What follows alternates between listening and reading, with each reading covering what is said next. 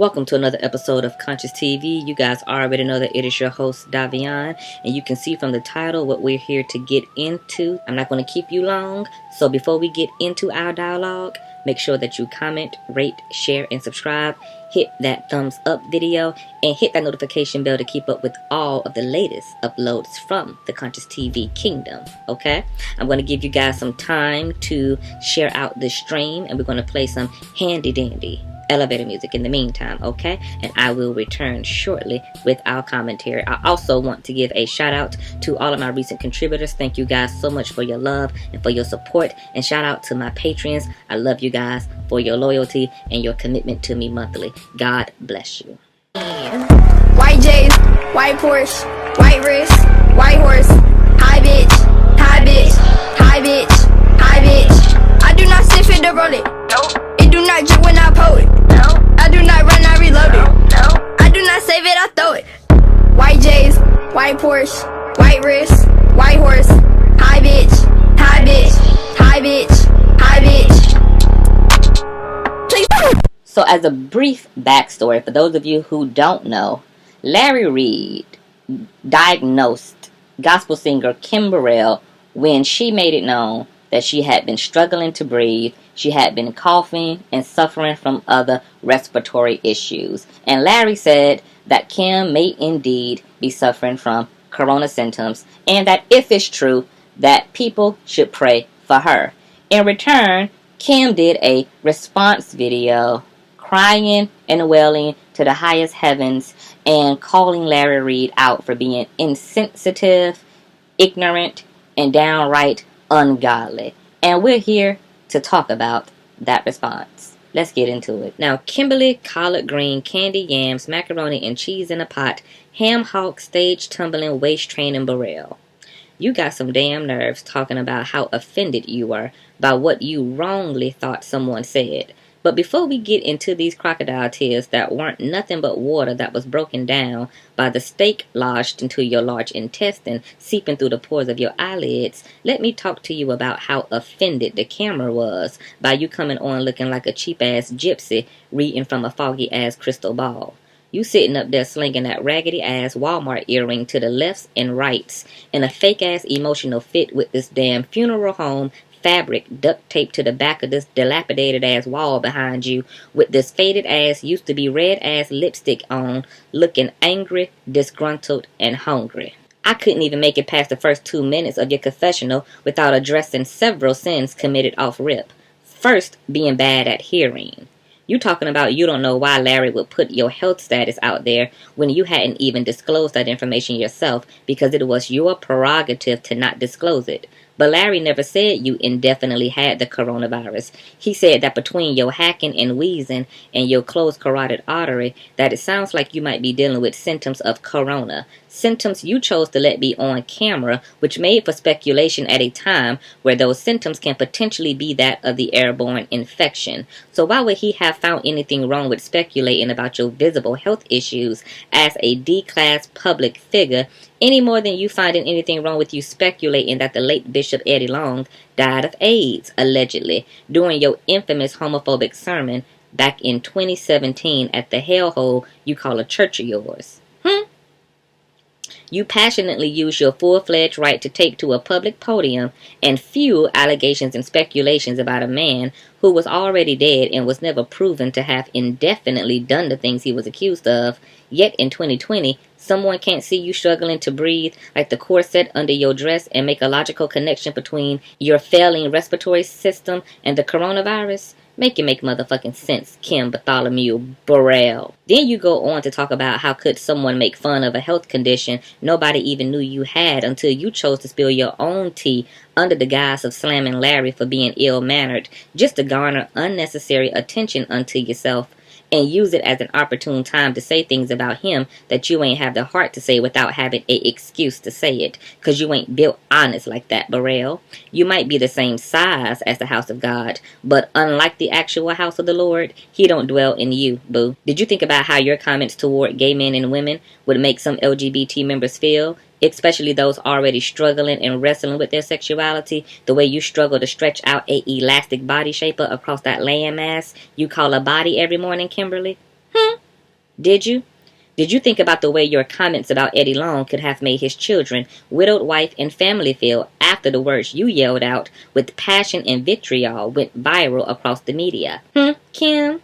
It seems like narcissists like you can only come to sensitivity when it's your pathetic feelings on the line, while those lesbians you accuse of being perverts because they enjoy shaking their faces between the chest meat of other women are expected to just throw money into your collection plate after such tacky use of the microphone on a Sunday morning, right? When the LGBT community rallied against your ugly comments, you gave them your ass to kiss. Yet some of them who've supported your lackluster career as a music artist were in their rooms somewhere crying and whining just like you after such disappointment and perceived insensitivity from their favorite gospel singer. Then you proceed to say that you didn't get mad at Larry. You just started to pray and thank God about all the horrendous natural disasters God has saved you from. Yet you on camera after surviving COVID, weeping and swinging this long-ass magnet earring around because of Larry, instead of using it to praise and lift up God's name because he once again gave you more time to die from natural disasters rather than diabetes and high cholesterol.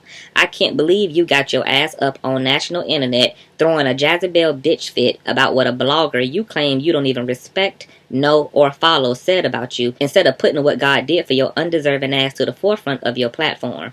Not only was you mad at Larry, you also admitted that he was in fact correct, that you did have corona and recovered from it. So exactly what the fuck was the point of the response video, Kim?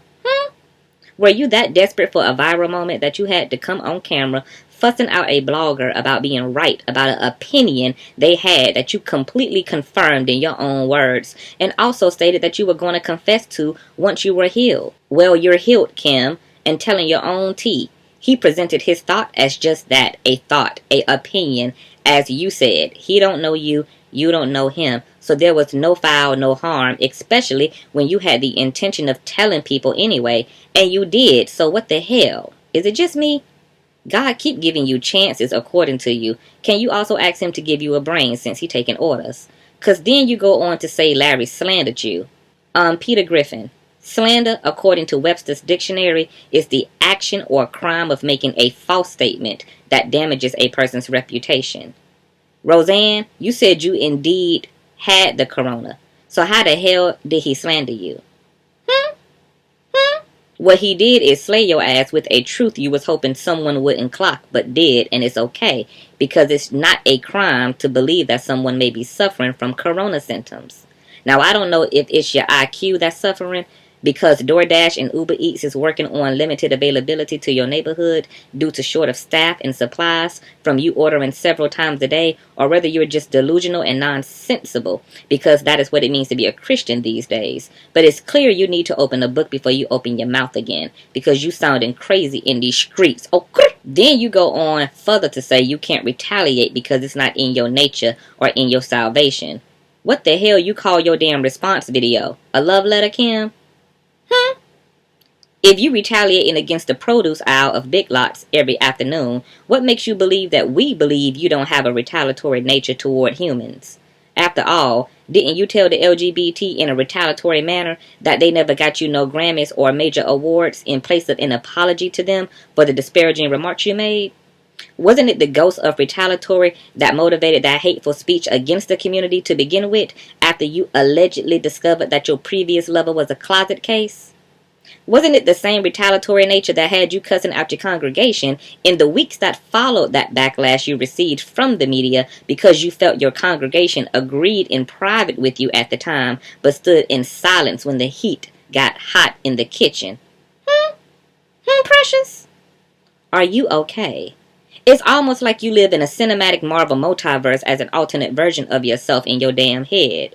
Well, Kim, you might be looking at yourself in selfie mode, but we see you like the back-facing camera does. So come down to reality, sis. You are a crying false witness, allowing your own ego, along with the help of the devil, to once again get you to perform this bitchcraft on the public in an attempt to manipulate the audience for your own self-pity and sympathy. A Jezebel spirit stays turning molehills into mountains because they like practicing victimhood in smaller scenes so they can have it perfected when there's really a desire for something worth stealing from the public's attention and willingness to help. You should be ashamed of yourself for not acting your age nor your weight. You got two big numbers that should motivate you to act like an elder. Instead, you act like the legs on that chair you sitting in. Weak. I mean, the sheer attempt at mass manipulation is just an all-time low, even for Kim Burrell's ankles. Baby, y'all better leave these damn church people, these so-called men and women of God, and famous people alone. These people are selfish, narcissistic, and no different than the Pharisees Christ had to spend his time cussing out. These people will do wrong, know the truth, lie, tell you to live things they never will, and to be people they will never themselves strive to be, while also taking your money and using your faith in them to further build up their false grandiose sense of self, and then have the nerve to think that you are blind, deaf, dumb, and stupid enough to actually have them piss on your leg and convince you that it's indeed raining.